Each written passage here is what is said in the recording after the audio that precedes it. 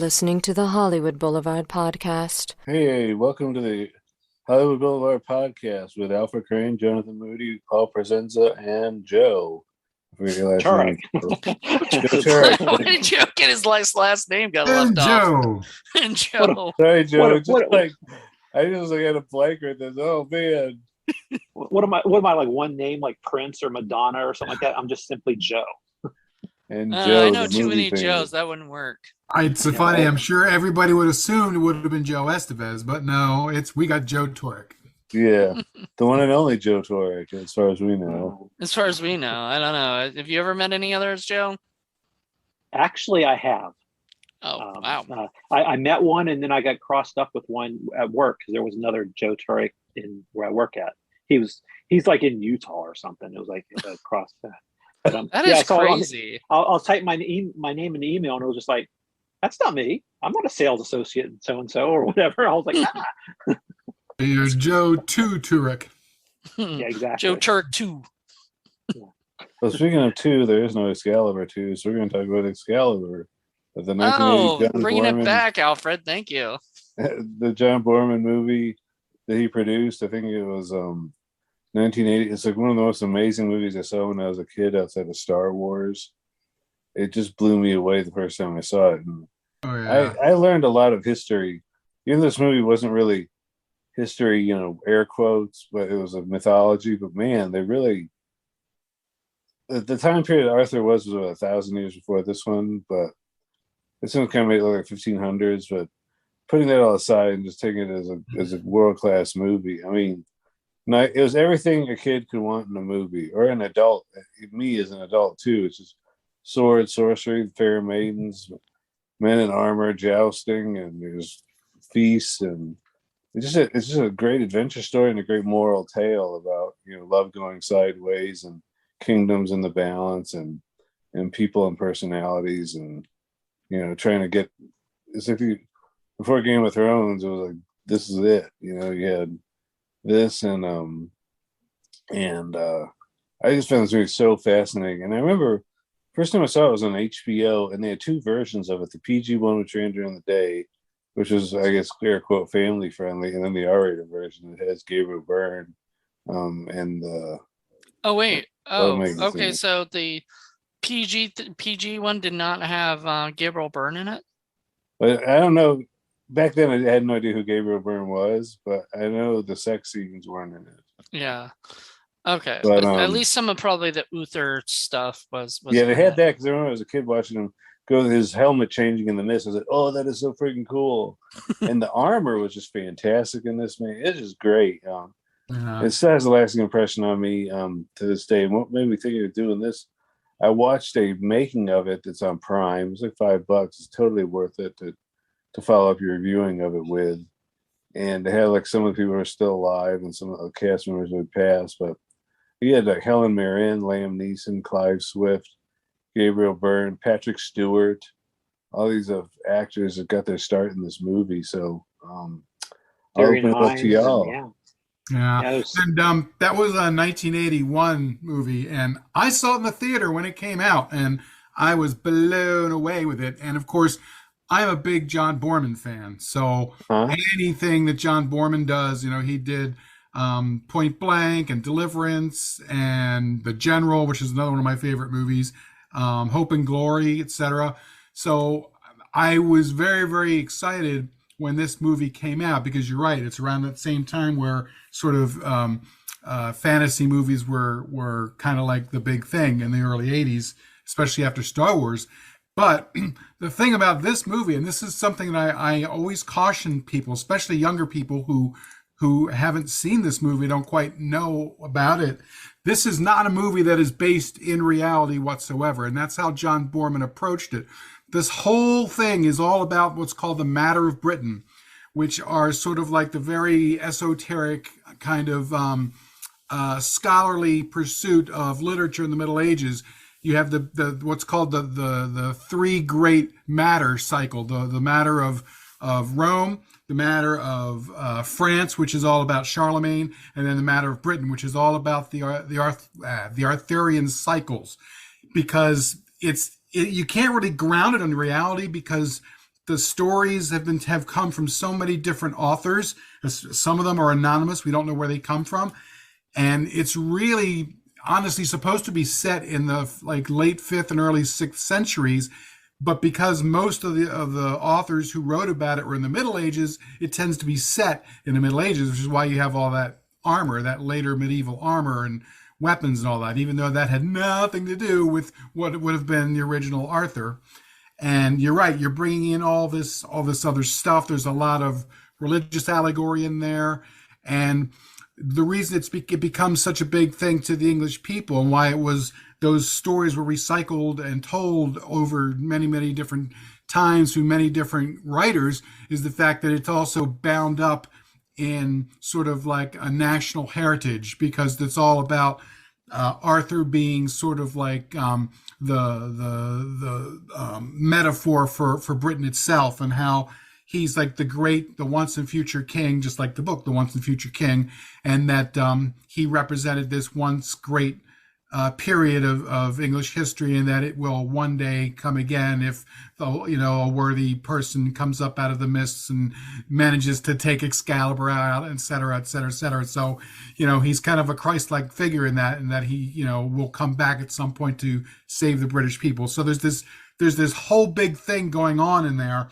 All of it is outside of any kind of reality at all. So that's why when I tell people, just try not to get too obsessed over things like the armor and a lot of the stuff. The way that it's shot, that's all done with mists all over the place, and it's kind of operatic in the way that it's approached in the film, because that's the way that Boorman wanted to do this. He wanted to make a movie that was based on myths and dreams and legends, and that's why it comes off as it does. And he got to sleep at home in his own bed making it too, right? Shot right there. It all shot right there in Ireland. By the way, I just found this out, and I don't know if you guys were aware of this. Do you guys know who Keith Buckley was? Keith Buckley. He was Urians in it, I think. Okay. Urians. Urians. He passed away in 2020 due to COVID. Oh, that sucks. That of all, it seemed like a lot of these people that are in the movie have sadly passed. A lot of them have passed away. We've still got Dame Mirren, but 81. It's yeah. You still got Liam Neeson and for the small Patrick role Stewart. Patrick Stewart is still there. Yeah, and Syrian Hines is still there. Unfortunately, Nicole Williamson, who was a great Shakespearean actor, one of the greats, he's the guy who plays Merlin, and for the rest of my life, he will always be the Merlin as far as I'm concerned. I agree. And he's always good in all the movies that he's in, but he was mostly known for being a Shakespearean actor, as was Helen Mirren and Patrick Stewart. I heard that they didn't want to work together because they had a really bad Macbeth experience. Helen Mirren and Nicole Williamson did not like each other one bit, unfortunately. But it was so fun to see them together. Sure, absolutely. They look like they did not want to be together. A lot of that animosity that you see is definitely there for real, and Boorman knew this, and he played that into it, and he basically told either one of them, I'm not gonna tell you don't dislike this person, but if you're gonna feel these feelings, use it, and so they did. So all right, well, let's go around the room and start with Alfred because he's hosting, but I'd like to hear when was like the first time you guys saw this, because I just saw this literally today, so that'll be my thing for saying it. But Alfred, go ahead and talk about your first time and first experience with this. It was like I saw it on HBO, like in the early '80s. I don't know, came out the same year on HBO that it premiered in the movies. Was it '81 or it came out in the movies?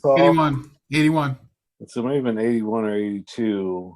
I saw it on HBO, and I tell you, they had the two versions, and it just had a really big impact on me. It's like just amazing, and seeing it after watching this making of it, it's like one of the last movies made without any blue screen. I mean, they did everything. What you see is what you got. Oh yeah, oh yeah. That's one of the greatest things. What about you, Joe? Well, I saw parts of it on HBO many years ago, back when Alfred was talking. But the first time I really saw it, it was in like 97, 98. And I saw it was kind of weird because I was working at a theater at the time. And the manager of the theater, he was so into this movie, he bought a print of this movie, and he showed it after hours for all of us, and we watched it after hours in Kiln Creek.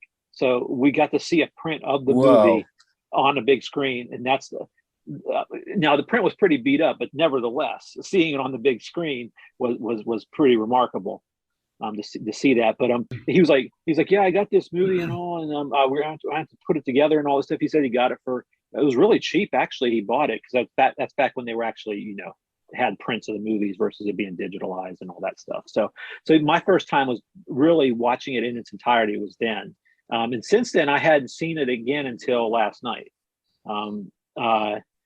And then I saw it last night, and I remember pieces of it, but then it was like a lot more of it came back together when I watched it again. But my first time was in the theaters, just not on the initial run in the early 80s. So, Paul, you said you saw it in the theaters the first time? Absolutely. I was in high school, and I saw it when it came out in the theaters. And as a matter of fact, that was like a glorious, glorious time for movies back then, with all the great movies coming out. I remember it was like something like 6 months later, Blade Runner came out. And those are, in my top 10 movies of all time, both Blade Runner and Excalibur are right there. And I have loved Excalibur. It's one of those movies I put on, every year, I'd say. I bought the Blu-ray and watched it about maybe 6 weeks ago. So I just wanted to see how it looked in Blu-ray. And it looked even more glorious in Blu-ray.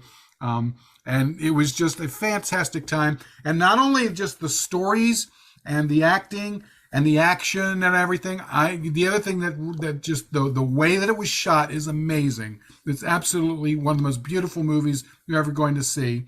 And I also love the music. The music stuck with me for years and years and years. And I have to say that when I went and visited Ireland, I got to go to several sites, including the one castle that Patrick Stewart is there, and he and his daughter are getting sieged.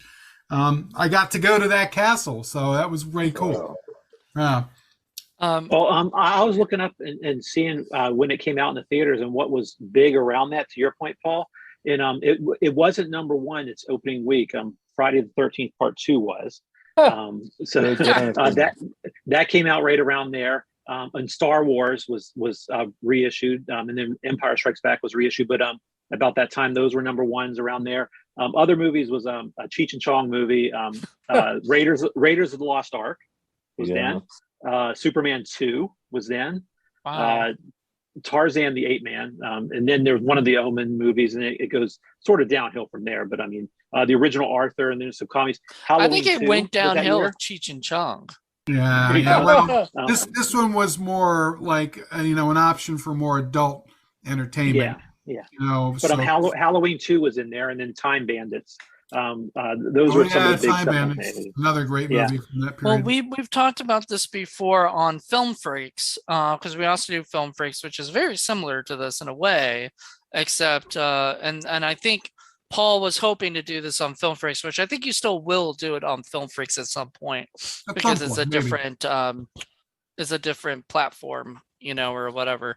But the thing is, you are always talking, Paul, about movies for adults as opposed to movies for kids.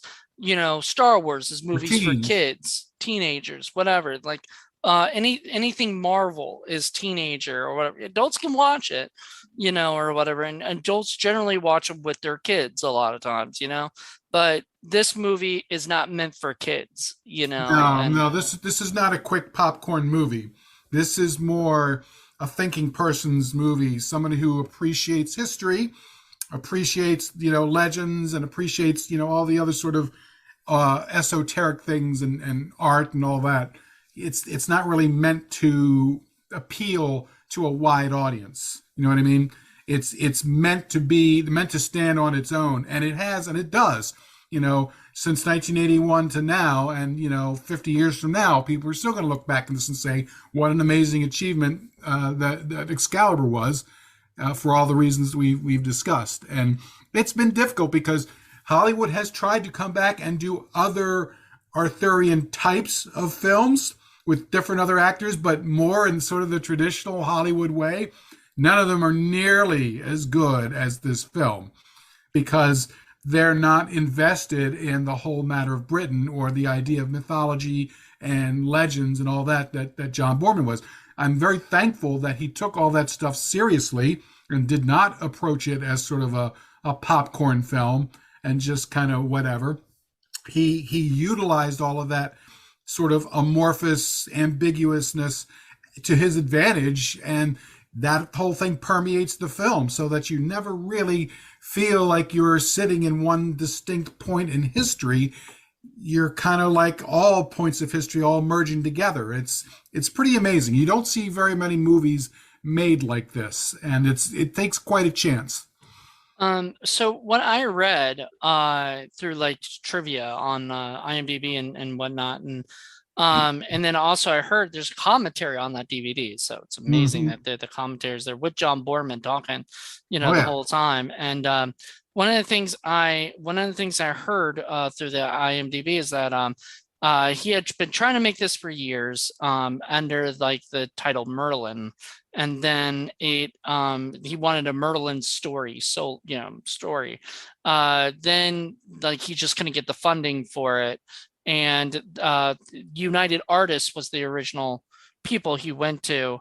United Artists wanted him not to do Merlin, but wanted him to take the ideas and everything and put it into Lord of the Rings, because I guess they had the rights to Lord of the Rings at that time, and he had no interest in that.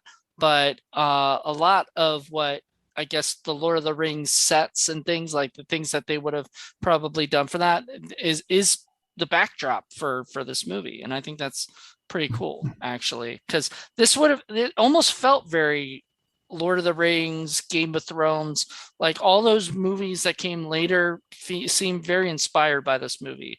Right. And it's on purpose that John Boorman picked a lot of stage actors and Shakespearean actors and not movie stars, And Nigel Terry, he's a guy that I knew from back when, The Lion in Winter, another one of my absolute favorite movies of all time. He was in that, and he was in a bunch of other sort of stage adaptations and, into Shakespearean acting and all that.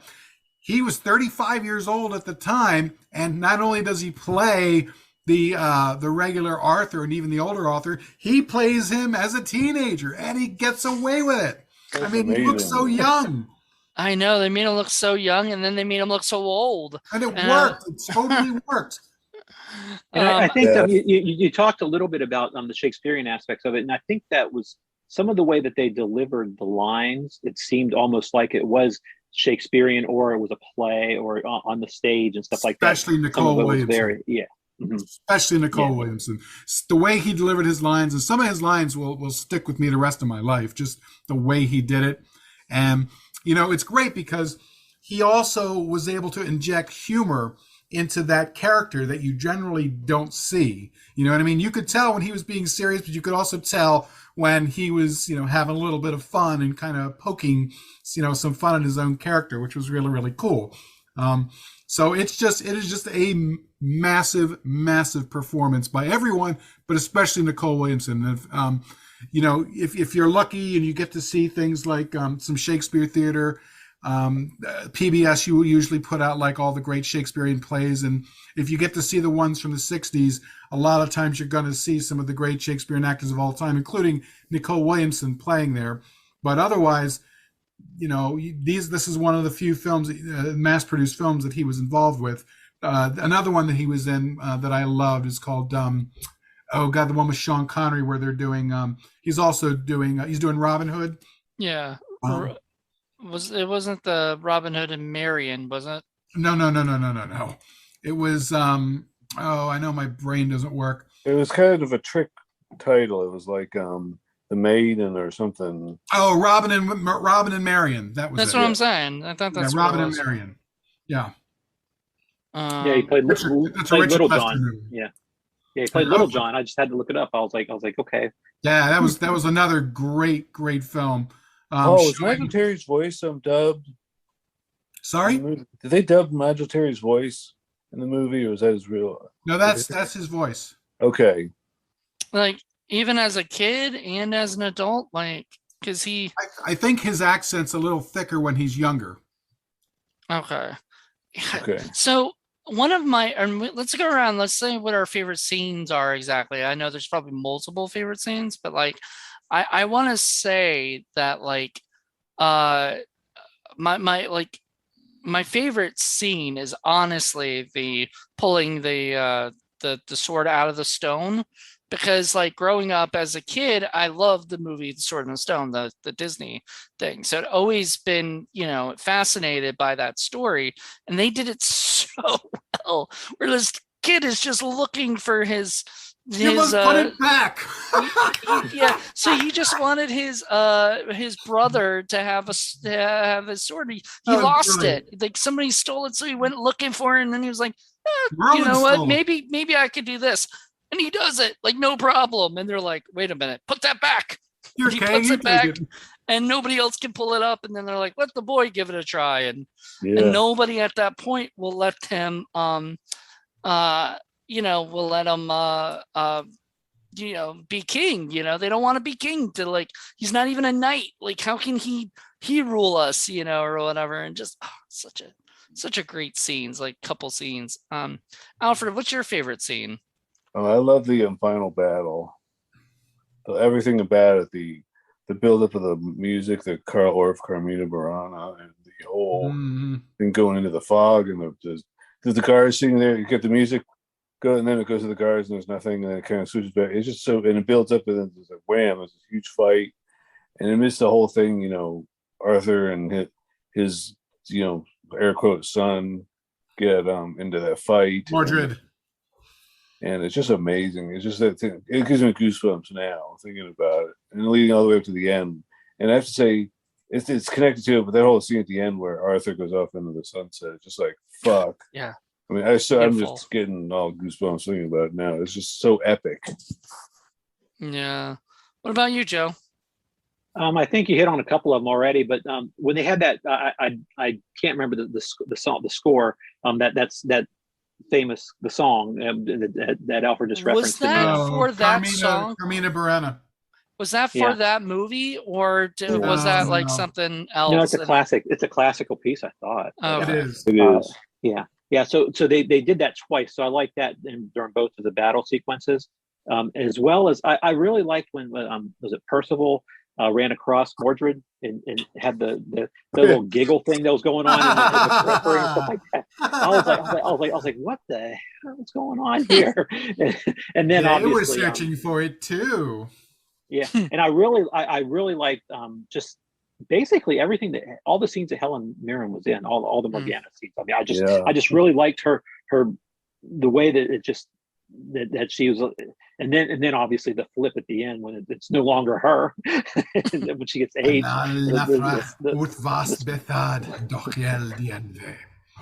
Yeah, so I'd say a couple of those. But what do you guys say, Moody? Well, no, I already said mine. So how about you, Paul? Paul. Okay. Oh, sorry. Well, I love them all. I can't think of a single scene that I didn't like. I think my favorite is probably after, when, Percival finds the thing and Arthur knows he's got to go off and fight Mordred, and Mordred has a much stronger army, and he sleeps, and in his dream, Merlin comes back. And it was heartbreaking to see Merlin leave, because even though Merlin is kind of like an otherworldly creature who is not human, he still loves Arthur in his own way.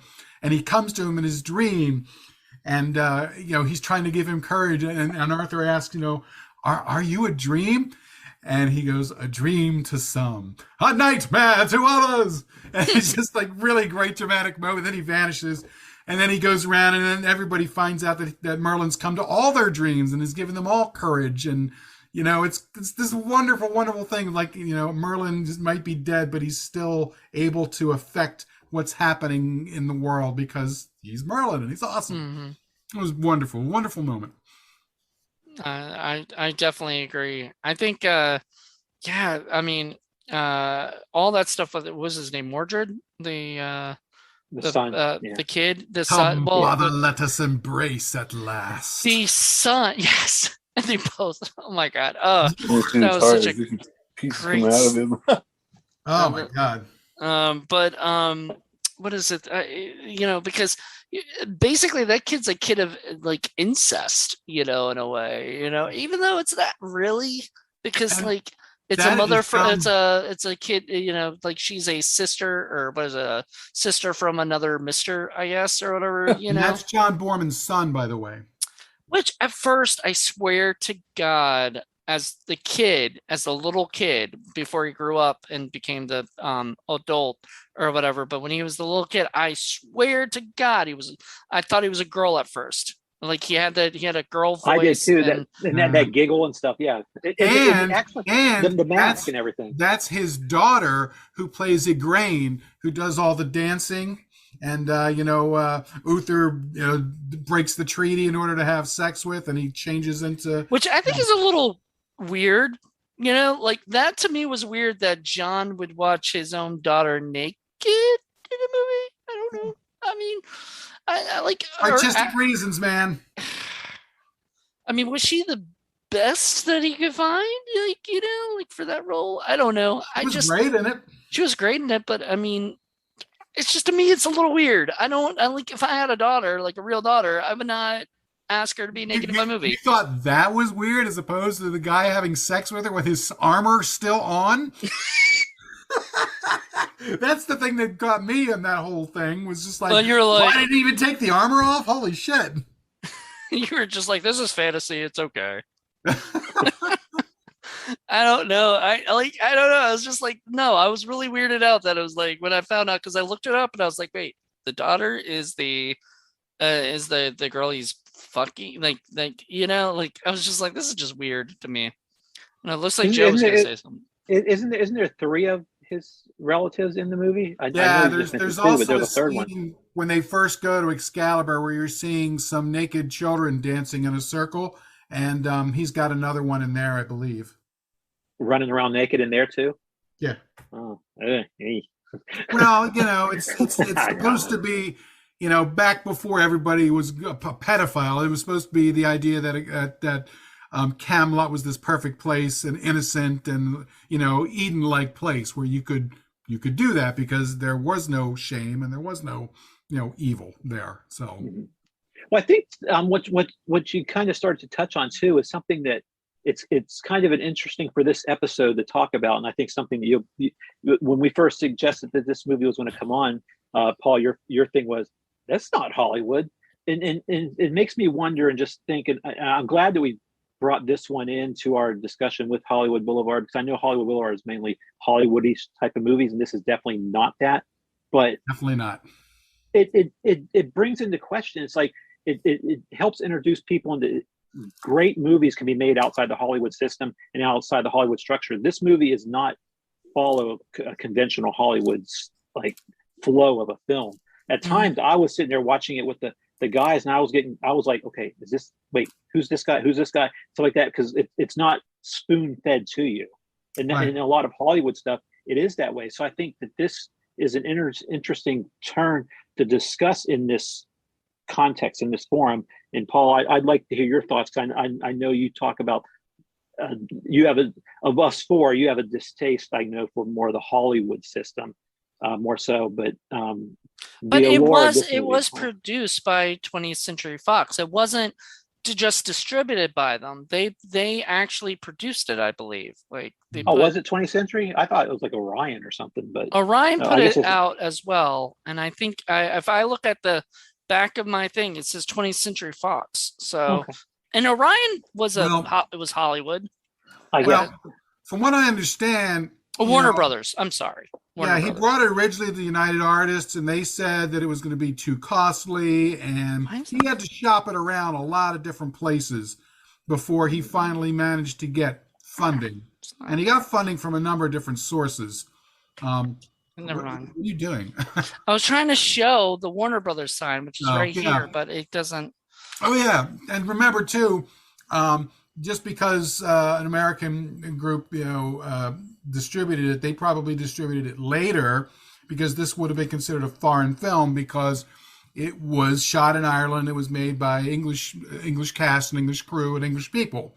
So, but I mean, it went up for an account. It was nominated for best editing, and I believe, cinematography, probably. Cinematography, I would think, yeah. Yeah, cinematography, and that was so they don't do that for like a lot of international movies. There's a few, but they really mainly Hollywood stuff. So again, it's John Boorman, so he has a track record. Even though he does have a couple of stinky movies in his resume, for the most part, most of his movies are pretty excellent. Yeah, and I think this one here, it kind of opened the door for Hollywood to do a lot of the stuff that came out in the early 80s. Absolutely. So I think from a Hollywood standpoint, I think this really was influential into the Hollywood. Absolutely. You hit the nail on the head there, Joe. That was the point I was going to make, is that even though this wasn't so much a product of the Hollywood system, it definitely influenced Hollywood from there on out. Yeah. Launched a lot of careers in acting too. But thinking with John Boorman, I mean, I still think my favorite film of his is still Deliverance. I mean, that one still holds a different place. I mean, it's a very troublesome film, but that's sometimes the best ones. Have you guys seen The General? No, I haven't. Oh my God! It was a Brendan Gleeson, I think. Well, yes, Brendan Gleeson, Adrian Dunbar, and John Voight. One of my favorite movies of all time. And it's so crazy because the guy that he's talking about, Martin Cahill, actually stole John Boorman's Academy Award, and he ended up getting it back. But that's what sort of got him involved in that whole Irish gangster thing. So I'm gonna have to do that one for Film Freaks, because it's which one? The General. The General. It's a brilliant movie, and John Boorman is just an amazing director. Just amazing. Whenever I think of The General, I think of that stupid commercial with the movie with Buster Keaton. Oh well, yeah. There's that too. That's a completely different General as well. I've never actually seen it, but I know of it. Alfred goes historically genuine with the reference, and you go down. Go down the commercial. Oh, the General will save some time. Yeah. And fortunately, Sir John Boorman is still around. He's 89 years old. So amazing. I don't know that he's going to be making anything anytime soon. I guess he's earned his retirement, but he was always, like I said, one of my favorite directors. I haven't seen many of his movies. Deliverance is on my Netflix queue, so I'm going to watch that. And then I still remember one that came up when I was in the mid '80s called The Emerald Forest, about Powers Booth, and I think his son was in that one too. Where he goes missing in the Amazon. Yeah, Emerald Forest. Yeah, Charlie Boorman's in that as well. Did Taylor Panama? I will say that I'm surprised that this isn't on Criterion. Yes, very much this so. Is a film that should be on Criterion. This isn't? No. Holy shit. Not yet. No. Not yet. Criterion is trying to get more and more stuff. Yeah, it's somebody else owns the rights to this movie, and they probably are holding. Warner Brothers owns the rights to it. Yeah, So this, I'm surprised this isn't on like HBO Max. know, I think it was at one time the regular, just the cut here. But have they ever released because they said there was originally a 3-hour cut of this. I don't know if they've ever released that. I've only seen this 2 hour and 20-minute version. Mm-mm. But they say the original cut before he trimmed it for the theaters was 3 hours or plus. So that might be what they could ultimately use in Criterion if they ever went down that road. Yeah. Well, I mean, I guess you're right. Somebody owns the rights to it, but a lot of times Criterion does make deals with companies or whatever, especially if they say, you can still put it out on your own Blu-ray, your own, 4Ks, whatever, but let us release it also on 4K and Blu-ray. I don't know about a cut, but I do know that the original script was 3 hours before it got brought down, of course. And I do want to point out that it was shot on an $11 million budget, and that it ended up making like $36 million. So that doesn't sound like a lot today, but in 1981, for a movie made outside of the system, that's very impressive. You know, more than three times the budget just in that part, not counting all the absolutely, secondary sales, VHS, DVD, Blu-ray. And initially, when it was released, I think Joe alluded to the fact that there were some problems with it because, you know, a lot of the movies that the studios wanted to get behind were a lot more PG oriented because you could soak the teenagers and kids for money. That's where all the disposable income is, and you couldn't do that with all this nudity and sex and violence that was in there. So that's why they had to make a second version that they could put out in cable. Well, okay, so that's an interesting thing to talk about for Hollywood because, yes, even though this isn't technically like a Hollywood movie, this is, you know, honestly, if I saw it like at the at the video store, and I probably did at times, I just don't really remember necessarily, but if I saw it, I would have thought this was a Hollywood movie. It looks like a Hollywood movie, you know what I mean? This looks Hollywood, even though it's not, and it's, you know, it's more I think they also said they had to get the money from Iran, you know, so I'm wondering if, like, you know, and then they made the deal with like Warner Brothers or something to come on. That's what John Boorman said in the commentary, and it's interesting. He also originally wanted the cinematographer who did like 2001: A Space Odyssey and a bunch of other stuff, but unfortunately the guy died a couple years before this, 1978. So they weren't, but he had been talking for years with that guy about doing this and stuff, and they were on set. But then he got the cinematographer he got, which was who did the cinematography on this one? Do you guys know? Because whoever did it was amazing. Alex Thompson. Alex Thompson. Has he done anything else that's big like this, or? Well, he did. Let's see, The Keep. I don't know if you know that one. That's actually a really fun, interesting. He did movie. Legend. Yeah, I did Legends. Did one of the Dr. Phoebes movies. Yeah, he's done a few things. He did 96 Hamlet. He did Aliens 3. Hey. I know that's a very polarizing film, but yeah. Leviathan. Oh, okay. So he's done a lot. He did Michael Cimino's The Sicilian. The Keep is a great movie. And Year of the Dragon, which is kind of an underrated movie, in my opinion. Year of the Dragon. And he was nominated for a British Society of Cinematographers Award for Best Cinematography for Nicholas Roeg's movie Eureka. Okay. I'll also say this is interesting because his career is fascinating. So he had done Legend, but then he had done Raw Deal right after, and then Labyrinth, and then High Spirits, man. Oh, that is a movie I actually really remember enjoying as a kid. We try to forget High Spirits, and that's a Neil Jordan movie. Peter O'Toole and Daryl Hannah in it, right? Well, it said Neil Jordan was a creative. And Steve Gutenberg. Neil Jordan had some creative. But so other movies that he did after that, though, I'm looking him up on here, and I saw that, like, Mr. Destiny. I'm like, whoa, that's a bit of a different take. Yeah, it's funny because cinematographers, they can be great. But they need to work. He also did the Craze, which was a really good movie too, a good gangster type movie. So I guess I do want to put out one bit as with getting back to the Hollywood part of it is see, in the 80s, when I was going out and seeing movies in high school and everything, basically there were two avenues. You had all the regular theaters which showed all the regular Hollywood type movies. And then you had like the State Theater downtown Newark, which did all the artsy movies and the foreign movies. 9 times out of 10, Excalibur would have been shown in one of the artsy movies. I still would have gone and see it, and I still would have loved it. But the fact that this actually had some Hollywood backing to it meant that it was put out on the big screens all over the country at the regular theaters, which means more people got to see it. So on that aspect alone, I was very thankful that Hollywood did get involved. I'm glad they didn't step in and do any creative changes or got involved in that end of it, thank God.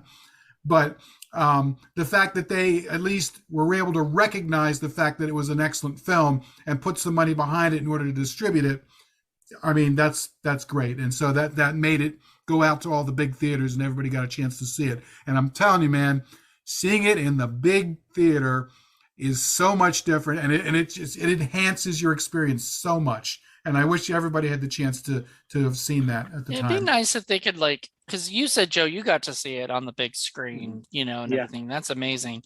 But it would be nice if more people like got to re-release it or something like Warner. Here's my biggest problem right now, that it's owned by Warner Brothers. Warner Brothers Discovery doesn't give a fuck about anything that doesn't make them money, or whatever, right? So they're probably going to look at this like, this I don't care, like, and everything. And that kind of makes me sad, because this might do really well. That's why, like, I swear to God, they should put it out on Criterion, because more people need to see it that probably wouldn't be looking for it, necessarily. It was on HBO Max at one time, but yeah, put it on Criterion or even putting it at a theater again, if it get a re-release in the theaters, maybe just past 40 years. So, but I know when I saw it on a Dolby screen, but the sound wasn't like enhanced, obviously, or anything like that. It was an old print. Plus, I believe it was in mono, maybe a stereo at best. Well, I think it was mono, because I think I had to cut it. But I can tell you, even though it's not big screen, seeing it on Blu-ray on a high def TV made a big difference too. So if you guys have only seen dollar store DVD versions, you guys got to come on over and watch it in my place. And I'm telling you, you'll also have a better impression of the film, because the colors and then the tonality of the darks and lights is just amazing. It's a much better experience. If you can't see it on the big screen, see it on a high def if you can. Well, I thought you didn't have I thought your Blu-ray. Oh, do you have a Blu-ray player? I have two. Remember, I have one that does 4K and I have one that does regular Blu-ray. The 4K is the one that died. So I still have the regular Blu-ray. But it doesn't even play your Blu-rays? It just plays nothing? It plays my 4K will play DVDs, and that's it. Oh. Wow, that's the lamest thing I've ever heard. Yeah, exactly. Wow, that sucks. I'm sorry. You won't even take my thumb drive.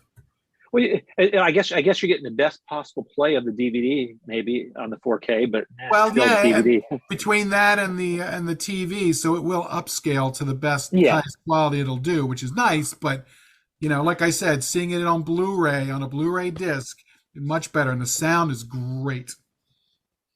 Yeah, I'll have to get that. What were you gonna say? They made the movie today. It'd be like, if you can pull the memory stick from the hard drive, then you become king. Yeah, I like that. You must put it back. Yeah. That was Clive Swift. He was in The Crawl. He played the old man in The Crawl, which is another, like, it's not even the same league as this, but it's a fun fantasy movie. Oh, it's a fun movie. I love that. It's the old man, not as old as that. See, Kroll always makes me like get confused with Cole. There's Kroll and there's Cole, and one's good, you're thinking one of Kevin. sucks. You're talking like this. You're talking like Kevin Sorbo there with Cole. Yeah, I know. Good. There's Kroll. I saw that on at a drive-in as a kid. So yeah, I saw drive-in's big screen, but yet it's a different type of experience. Yeah, that was 2 years later, and my goodness, that had Lizette Anthony. I had a massive crush on Lizette Anthony. Was Liam Neeson in that one also? I believe so. Yeah, Liam Neeson was in that, and Robbie Coltrane too, who just sadly passed away. Yeah, that was sad. And Francesca Annis also was in there. She's been in a million different movies. But the one I really love is the guy who's the mage. Who's like, Ergo the Magnificent. Yeah. He was like my favorite character in that movie. It's a silly movie. Yes. It was a silly movie, but it was a lot of fun. It was. Different level of filmmaking. Which one? Than Excalibur. Krull. Oh, okay. Still, Oh, the Krull. It's on some that's on some streamer. It's been for, like I said, I saw it on the drive-in. I don't think I've ever seen it since, but I saw it on one of the streamers. I was like, I guess that just about everything gets played now somewhere. So you got to figure, 15-year-old little baby moo cow going off in the theater and seeing Sherry Lugani in that film as Guinevere. Just wow. I mean, how could you not completely fall in love with that beautiful English? I actually liked Helen Mirren. I thought she was more attractive. See, there's, which is funny because like I've always known Helen Mirren mainly when she was older, and everything. So I really don't like. I was never really never really watched a lot of her earlier work. So I never saw how absolutely breathtaking gorgeous. She was. She was absolutely gorgeous. And a great actress. She played in 2010. I really love the character she played of the Russian cosmonaut in 2010, the Captain of Leonov. When they're going to Jupiter. I'm thinking this is the first film that the oldest film back of Helen Mirren's that I've seen. I can't remember one before it. Not saying that there isn't. I just can't remember one off the top of my head. There's a ton of movies that she was in before that. But she's pretty amazing. How does one become a dame? You put out many years of high quality work, both on the English stage and on the screen. Is that really where you get it from? I thought it was like a political thing or something. No. And you played the Queen, and obviously it didn't turn you away from that. So right, and she's in Prime Suspect, which is like the one big thing that got her BAFTA award. And she's just has that reputation. I mean, there was talk for a while that she was going to be the next Doctor Who, and then it just never really happened, unfortunately. But everybody was really excited about that. She was going to be the next one. This was a few years ago, and then everybody kept saying it. Nobody, there's a bunch of people who did not want a female Who, but if it was going to be someone, it was going to be her. Yeah, I think she'd be amazing. She's pretty much always amazing. She's just one of those people. It's funny at the end how she trades her vanity for she thinks she's getting something when Merlin tricks her into using the dragon's breath, and it really ages her, basically destroys all the chance her army has, and then you go in. And it's not always about her being gorgeous and hot either. She's one of the best actors in The Madness of King George. And she was older in there, and she was just fabulous in that film. Mm-hmm. She's hot and red. Well, it's so funny because, so this shows my age. Okay, everybody. The first thing I ever saw of her was Teaching Mrs. Tingle.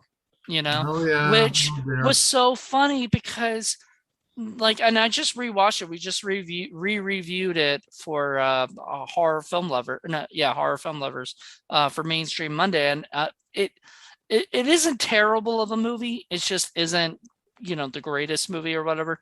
But the thing with it is they went to Helen Mirren and they didn't even think they would get her. They didn't think she would even want to do it, and I guess she did it. But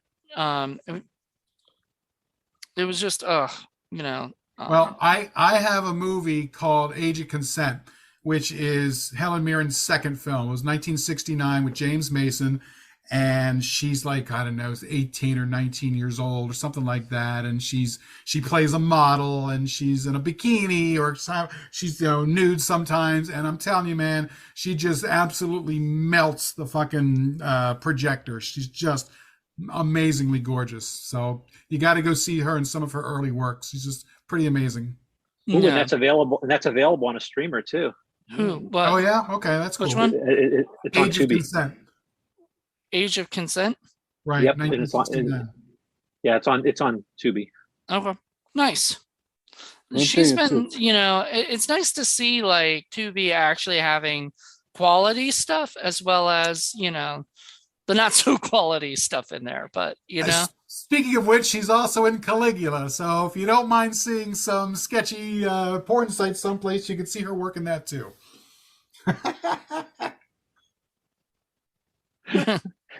I don't think I'm gonna go to any sketchy Russian porn sites. It's okay. It's the picture you got. That whole sequence where he breaks Excalibur fighting Lancelot. It's like when Merlin comes, you broke the sword, and it reminds me of the part in Galaxy Quest when Alan Rickman's like, you broke the bloody ship. You have broken what could not be broken. Yeah. Hope is broken. Yep, and then the Lady of the Lake, which every time I think of the Lady of the Lake, I think of fucking Monty Python and Holy Grail, where he's like the Lady of the Lake, her arm clad with the pure simmering samite, held aloft Excalibur from the bosom of the water, there signifying by divine providence, I, Arthur, would rule Excalibur. That is why I'm your king.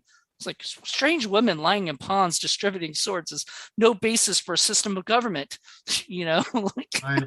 And that was the other thing that Boorman had to fight against, is the fact that the last successful movie about all that was a Monty Python comedy. So which it was a Monty Python comedy that really did do a good job with did a great job. Fun at.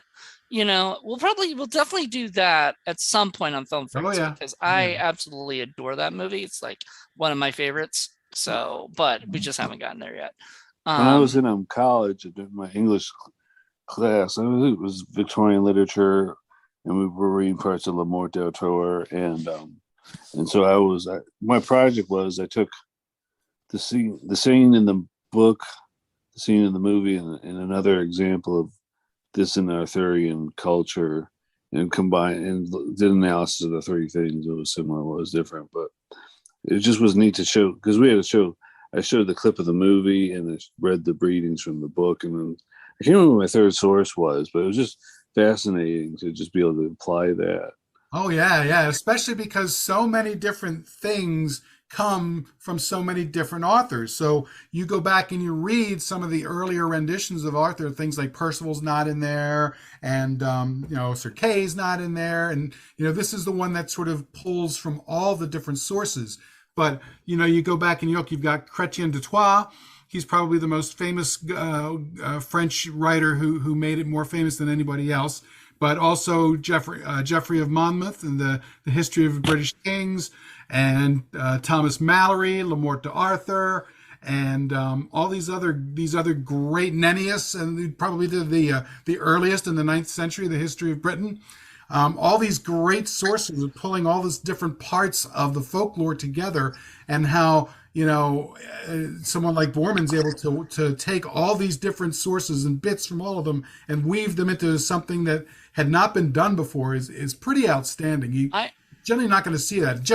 Chaucer, it was mentioned in Chaucer too. I'll agree, because what I really got out of this movie was not that it was just like the King Arthur story, that it wasn't just one, as you said, the Disney version. It's all of it. So it's got the Sword in the Stone, it's got Uther's story, it's got it's got the Lady of the Lake, it's got the Merlin and Morgana, and it's got all of that all wrapped up into one 2.5 or almost 2.5 hour long movie. And it doesn't even feel like 2 hours and 20 minutes. It's an epic. It is an epic. What were you going to say, Alfred? Oh, no, I agree. It's one of those movies you sit there and watch and it's over. It's like, damn, it's over again. you want it to be longer. You want the 3-hour cut, I bet, Alfred. Well, I can tell you, man, when I was in high school and I watched this multiple times. It was one of those movies I went back and paid to see 5-6 times because I couldn't get enough of it. It was just amazing. I would love to see the script for this movie, and how epic, just the dialogue itself is just amazing, and I loved it. And now, Alfred, you said you watched this a lot on HBO back in the day. Yeah. You said you were seeing the PG version in the afternoon, or you were getting to see the R version after 8 o'clock? I saw the one in the afternoon a lot, but I remember one time I think I was visiting my I think I saw one. And I was like, oh, this was different.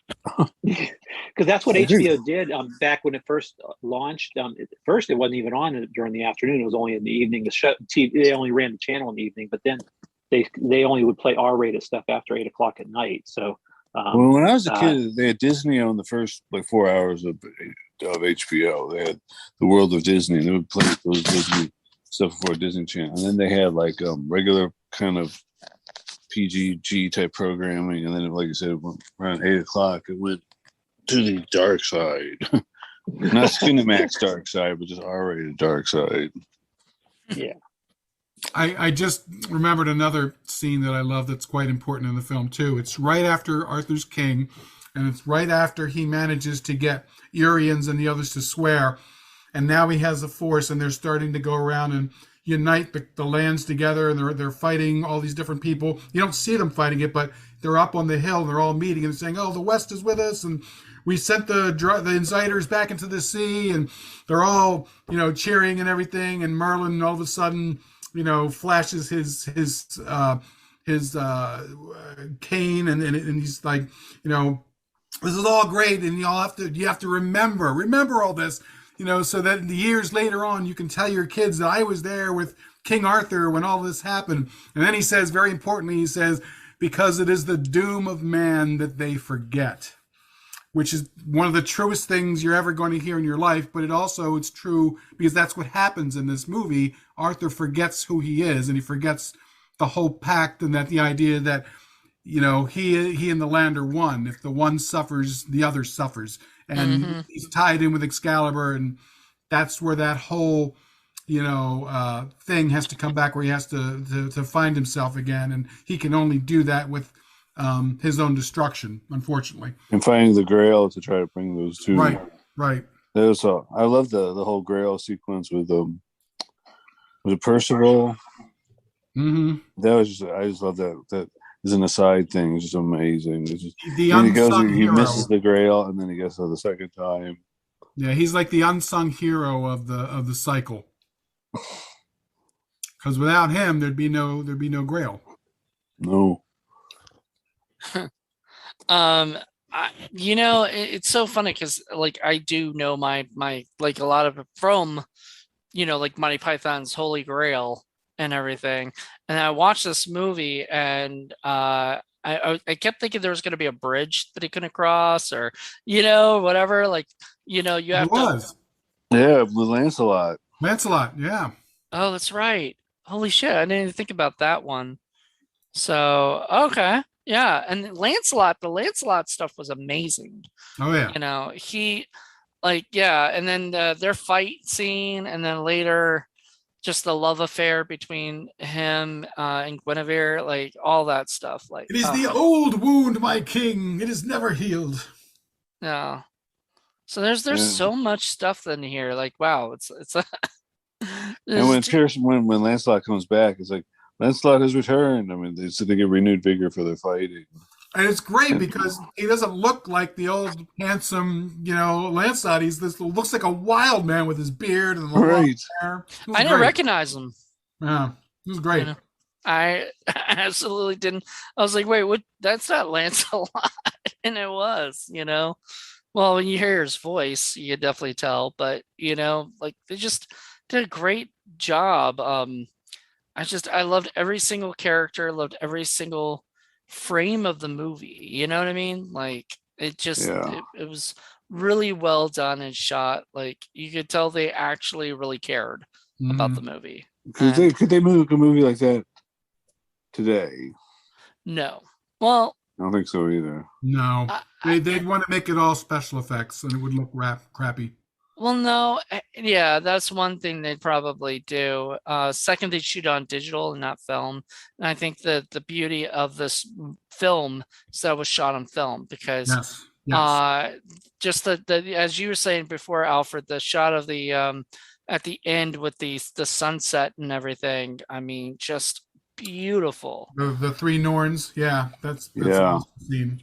So I don't think they could make something like this today, but they wouldn't do it in Hollywood. It would have to be independent, and they probably wouldn't do it because a lot of it as you were saying before, Paul, like the what is it? The dialogue, all of it sounded very Shakespearean and stuff, and they'd be like, no kid will just sit through a Shakespearean I thing. think the person What was that, Alfred? who pulled it off today, because you imagine Quentin Tarantino's Arthur, and like he's sitting there and he's like, they have the Grail situation instead of the Bonnie situation. Oh, come on. Neil Breen could do it. Neil Breen, it's kind of funny that you guys are mentioning that this couldn't be done, because there was an attempt to a degree of this movie, not this exact movie, but Ridley Scott last year did The Last Duel. Natural lighting, period piece back in time. I've heard that's a movie that didn't. It was made, and I thought it was pretty good. It wasn't great, but it was pretty good. But it didn't pander to anything. It was just true to itself. And I think that's probably the closest thing that I could think of in the last decade or so that would probably even be approaching this in that type of look. Ridley Scott also did Robin Hood, and Ridley Scott and Antoine Fuqua did King Arthur. But it still didn't look. I don't like. I remember that looking glossy and very. Like, that's one thing. Last Duel definitely does not have that glossy feel to it. It has the feel similar to what Excalibur had, as just the natural look. If it's raining outside, if it's cloudy outside, it's going to look that way on the film. And I think they shot Last Duel on film as well, but it looked kind of comparable. When I was watching Excalibur, I was like, okay, what have I watched recently? Something like it. And this would probably be the non-glossy aspects of it. But yeah, the traditional Hollywood versions were more like, back in the 60s, Camelot, making it into like a musical because that was hot at the time. And then the other one I'm thinking of is the one with Richard Gere. First Night. Yeah. I would actually think, who could pull it off is the guy who did The Witch, Robert Eggers. Oh God, yeah. Yeah, he would probably be the only person I would imagine that could really pull off doing like a remake of Excalibur in some way. Well, the other guy I think who plays with folklore and mythology in a very dreamlike kind of way that would also work would probably be someone like Guillermo del Toro, although he tends to do more horror-oriented stuff. I think he would also do an excellent job. He would take the Merlin aspect and Morgana aspect and make it more horror and more scary, stuff. What I really liked about Merlin wasn't your typical wizard looking thing. He didn't have like a long beard, like you see in like the Lord of the Rings or something. He looked like he could be just anybody else, and I absolutely love that. And I love that he didn't Merlin wasn't Merlin didn't raise Arthur, he gave him to someone else to raise, and he was just waiting. Now he's Arthur 5 steps ahead of everybody else. Right. So I absolutely love that. I once again, I think Del Toro would probably do a really good job. Robert Eggers would do a good job, and Tarantino I'd love to see, but I don't think on his 10th film he's going to do an Arthur thing. No, I don't think that would be up his alley at all. Yeah, another thing that'd be really difficult and hard to do, and this is a thing that hurt The Last Duel, is the budget necessary to do it, because the budget for The Last Duel was insane, and they took a serious bath on it because it lost a lot.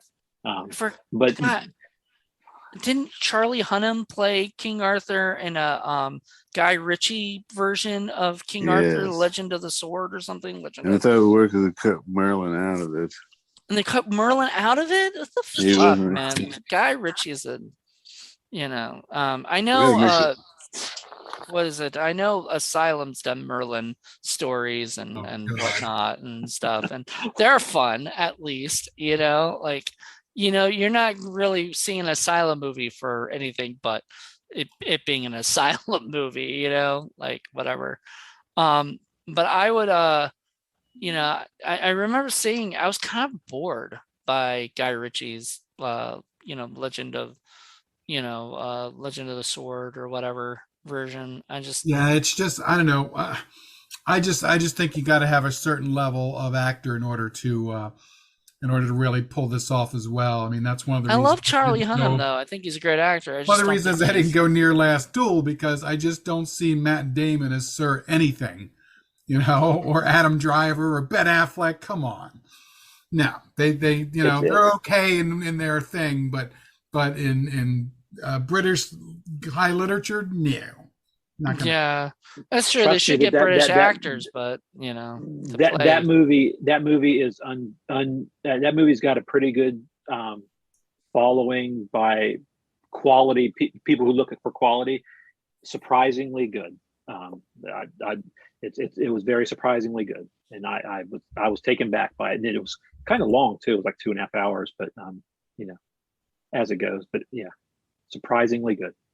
It happens every now and again. I mean, I was surprised The Last Legion was good, and that's Colin Firth and Ben Kingsley, and produced by Dino De Horrendous. So sometimes the good things happen, You said they're horrendous.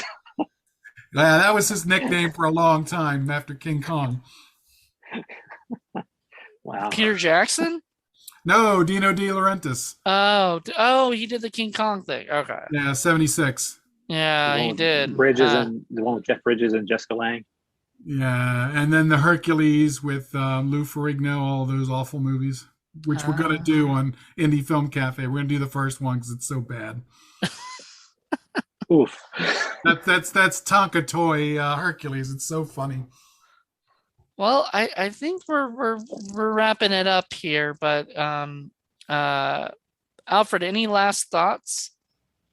I'd say if you haven't seen it, go see it. See it a couple times and just open your mind and enjoy it. I mean,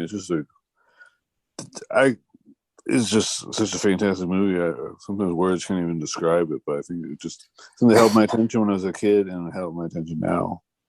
Yeah, it still holds my attention. Well, I mean, I just saw it for the first time, and I've got a like I get bored very easily, and this movie was not boring at all. Are you saying it was better than Maradonia?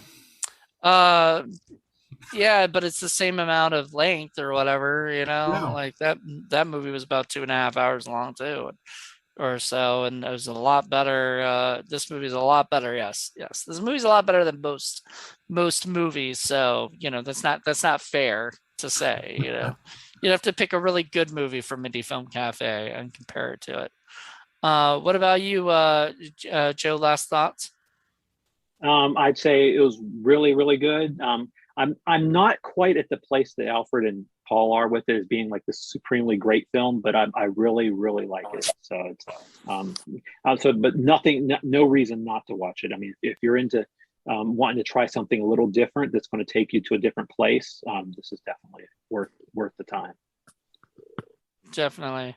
What about you, Paul? Last thoughts? I mean, everything that you guys said, plus if you get the chance, go back to some of these sources. Go back and read, Chrétien de Troyes, and read some of Geoffrey of Monmouth, and you can go back and check out some of these sources. There's some great old mythology and folklore that's out there that, you might hear about King Arthur, but until you actually read some of this stuff, you really need to check it out, and just, it'll entertain you, and it'll also better your education. It's wonderful that it's out there, and I'm very glad that this movie was made in such a way so that it wasn't just the only version of King Arthur that anybody knew about was either the Camelot musical or the Disney version. Thank God John Boorman came out and made this. I'm so happy and thankful for that. Camelot musical. I forgot about that. Oh God, Rex Harrison. Yeah. Was it all I can think about is Spam-A-Lot? Didn't they put that out on in the Broadway or something? Yeah. Well, all right. Well, thank you guys. Yeah, I absolutely enjoyed it. It's my first time watching it. I was blown away by it. I feel like I definitely need to have it on like either Blu-ray or 4K or something and see it because even on DVD with an upscale to 4K, it looked pretty good. But I bet even through as a Blu-ray or 4K, it would look even better. True blue, So yeah. yeah, True Blue. Yeah. So I want to say thank you guys so much. Welcome. Next My week pleasure. is next month's is Joe's. Joe, do you want to mention what we're doing? Sure. We're taking a definite turn from where we've done the first two with Predator and Excalibur. This is going to be a definite turn in a different direction, going comedy. I'm going to go with a movie from 1981, Fast Times at Ridgemont High. So both of these are 1981. I didn't know that. Wow. Oh, there you go. That's Yeah. a true Gen X movie right there. Yeah. So it's there the you movie. go. It's one of the ones that started it all. Exactly. Alfred, you like Fast Times, right? I haven't seen the whole thing. What? You know what? You need to watch it before we do the review. I will definitely do that. It's the movie that got me into Jennifer Jason Leigh, among others. And Phoebe Cates. Phoebe Cates Yeah. too, sure. Yes. Yeah. So Yeah.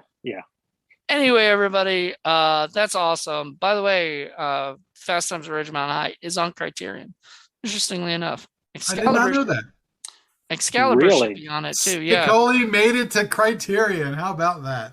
Yeah. I'm If you buy the Criterion version, which Criterion is having a sale in November, but if you buy the Criterion version, they're at Barnes and Noble. They're having a sale in November. But if you buy the Criterion version, there's also the TV cut, which has like edited scenes and everything put back into the movie.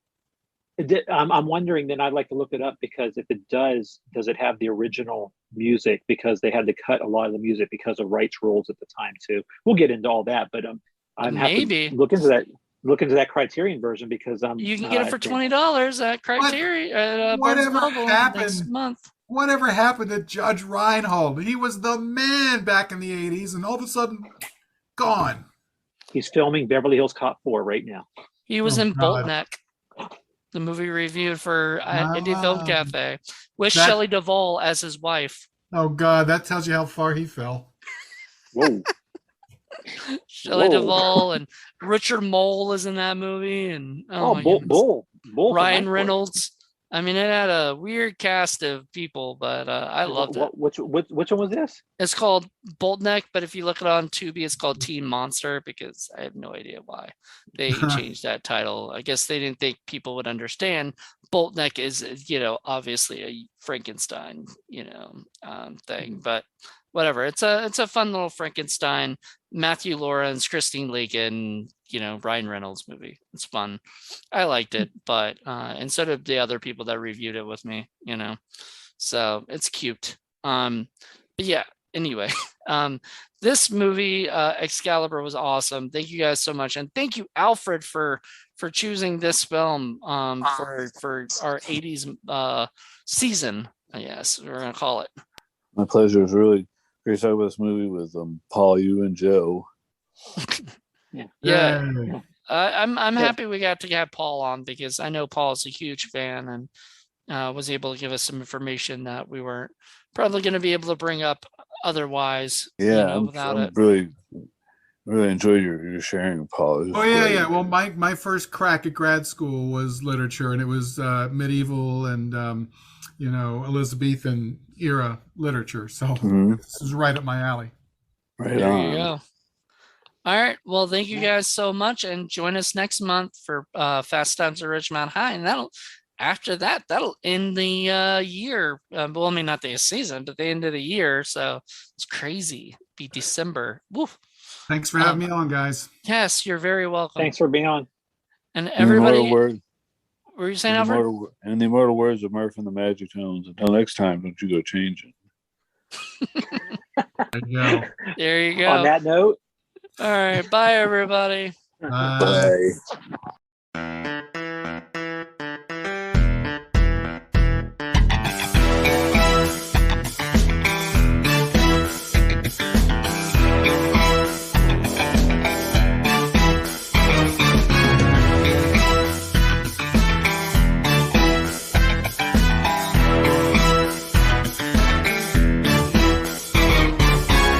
You're listening to the Hollywood Boulevard podcast.